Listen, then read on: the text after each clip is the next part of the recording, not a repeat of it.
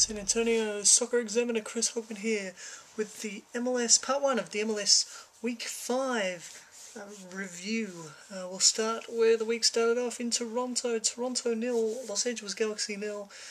David Beckham with some impressive work, picking up his 5th yellow card of the season. It's the only stat he leads Major League Soccer in. He's had more yellow cards than any other player in the league. And is the first player to serve a yellow card suspension this year, so well done, David. That's impressive work. Both sides look. I mean, this was a tactical battle, and it was just all about shutting each other down. The sides were more interested in not losing than they were in winning, and that's not overly surprising when you see that Bruce Arena's the coach of the LA Galaxy. So, having said that, LA were probably the better side. But it's tight. LA did manage to hit the post 3 times, but I think a draw. Fair result here. Yeah, not much doing in that game, really.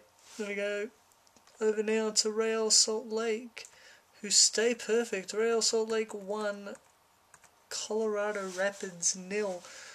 They stay perfect, and they're off to Monterrey this week. I only wish that it was a little bit safer to drive down to Mexico, because Monterrey is very close to San Antonio, obviously. But good luck to RSL, obviously. MLS fans are with you, so good luck. But this one was close. They stay perfect, but they almost blew it. It's, Colorado were very desperate to recover from a disastrous result against FC Dallas last week. It was an even match, but good teams win when they're under pressure and they're not necessarily as focused on the league. So RSL did very well to win this one. Getting it done in stoppage time, I've said it before and I'm going to say it again. I'll probably say it again later in this recap, but you have to defend for the full 90 and stoppage time. Colorado did well, but conceding from a set piece in stoppage time is inexcusable. That's going to hurt them, and they really need to work on that. And then the big game of the week, Portland versus Chicago. What a game, and what an opener for Portland. A great home opener for them, a great crowd. They've proven what we already knew. Hipsters love soccer, and Portland has both of those things now. So yeah, well done to Portland. Perlaza has finally been able to convert the host of chances he's been getting, and for the sake of Portland, hopefully he continues to do that. The own goal that Portland put in, it was unlucky. These things happen in football, but it sparked Chicago, who then went for it. But realistically, their goal came too late. They gave Papa a lot of space. They let him take the chance, which he did well. But Chicago's late own goal, but Papa's goal came too late. And then Portland really showed us what pressure can do in the box. And, the own goal was well worked by Portland. So, all in all, a great night for the MLS and a great night for Portland. So well done, Portland fans. Well done. Thank you for making this league an exciting league. Indeed, all fans in the league. You guys are what sets the MLS apart from, say, the NHL or Major League Baseball or the NFL and the NBA. If it wasn't for fans going out there like we saw in Portland, and indeed all the fans in the league, we'd just be another generic league in America. But well done to Portland, a great home opener. I hope to see you guys keep coming and keep producing an amazing crowd and amazing atmosphere. Then on to the battle of the former expansion sides, the former newbies. Philadelphia Union 1, Seattle Sounders 1. There was another case of a team not staying focused all the way through. You've got to defend through stoppage time. And this isn't the first time that Philadelphia have had this problem. They did well. They did so well. It was a great opening goal. It's a beautiful free kick, and that's going to be a real contender for the goal of the week. I think for me personally, it's my vote. and but the Fernandez decision was a decision to bring him on as a sub. It was a master stroke, and he's working really well with Montero, so that looks to be a really great partnership and a good conversation. It saved a point for Seattle. As a sign, nuts weather in Philadelphia. Obviously, the WPS, the Women's Pro Soccer League match was cancelled. That was scheduled for that night, and it begs the question: why on earth? I hope the WPS people, I hope you're watching this. Why are you scheduling a WPS game in Philadelphia when the Union are playing? That's ridiculous. If you're going to do it as a curtain raiser like Australia did with the W League. So, just putting it out there, that's probably something to change. Then, let's move on back across the border to Canada for a couple of games. Vancouver and Chivas USA nil. Chivas USA still struggling, still in a lot of trouble. They really need to get it together to prove people right. I didn't think they'd recovered enough, but people I know and people whose opinions I respect say that Chivas are a much improved side. I don't know, I haven't seen it yet. They've got to prove it to me. They're really struggling. But Vancouver get their first clean sheet. So well done to Vancouver. Chivas were the better side.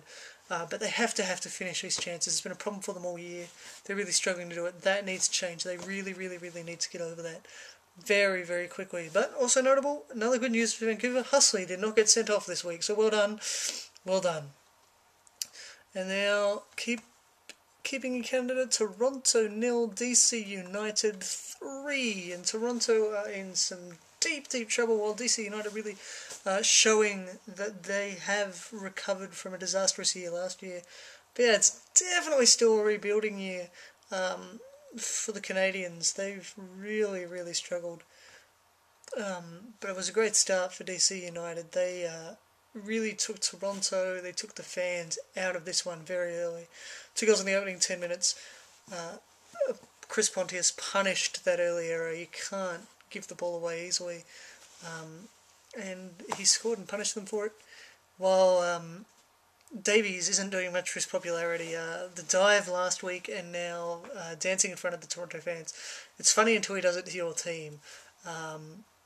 So we'll see. He's like I said last week, it's a danger when you come back to your domestic league that people who loved you turn and stop loving you. Luckily this was in Canada, so hopefully not as big a deal, but he's going to have to be careful. He might end up losing a lot of the goodwill he has with a lot of fans here. But Toronto actually, they played better after the red card, but it was always going to be tough, and they're really lacking a scoring threat, and losing De Rosario to New York, now they've lost their main provider. It's going to be a long year for Toronto, so he's hoping that they can at least recover from here and be somewhat competitive, because it's sad to see a team that's struggling so much both on and off the field. So we'll see what happens in Toronto. Definitely a rebuilding year, and hopefully they can use this and really start. They don't want to start looking next year yet, but really need to make some signings and start working on a plan to get out of this hole. And then Columbus versus Kansas City. Columbus Crew 1, Sporting Kansas City 0. Columbus really are showing that defence win matches. We saw that in the 2006 World Cup when Italy defended their way to the title. Columbus have been very solid lately, very solid defensively. It's their 4th straight clean sheet, and they did very well this weekend, considering how many changes they had to that first 11. It was impressive. So nice work for Columbus. They're not the most exciting team in the league by any stretch. They're not the most attacking team in the league, but they're getting the job done, and that's important. As a football fan, I would much rather my team win ugly than lose pretty. Trophies mean everything. No one's going to care if Columbus end up with another star over their crest and they defended their way to the title. That's how that's how you have to do it sometimes. So I'm not one of these people that says you have to play attractive football. You have to play winning football. Coaches aren't hired to play attractive football, they're hired to win. So that's a controversial opinion. No coach is ever going to come in and say, yeah, I'll defend, but they're there to win, and Columbus are doing that. So people are going to deride them for not playing beautiful football, but they do what they have with what they've got. And that's how you do it sometimes. So that's it for the opening matches. Part 2 will really just be the Sunday games. So look out for that. And don't forget to visit examiner.com, the internet source for the local. Thank you. Bye.